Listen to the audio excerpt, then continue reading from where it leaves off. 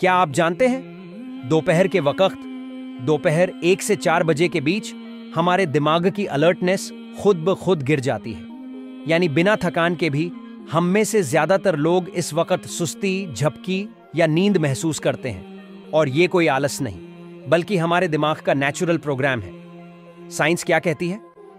Harvard और Stanford जैसे research centres के मुताबिक अगर आपके सिर पर ईईजी ब्रेन वेव मॉनिटर लगाया जाए तो दोपहर में एक स्पष्ट और दोहराया जाने वाला डिप रिकॉर्ड होता है।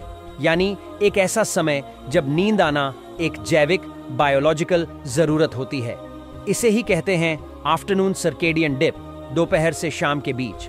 और सुन्नत क्या कहती है? नबी सल्लल्लाहु अलैहि वसल्लम कैलूला, दोपहर की नींद लिया करते थे। सहीह बुखारी 941। रसूलुल्लाह ने इस बात को 1400 साल पहले अपने अमल से सिखाया, जब कोई लैब, ईईजी या डेटा ग्राफ नहीं थे। सोचिए, जब साइंस आज कह रही है नैप करो, दिमाग के लिए जरूरी है, तो क्या हम उस सुन्नत को नजरअंदाज कर सकते हैं जिसे नबी ने पहले ही अपनाया था?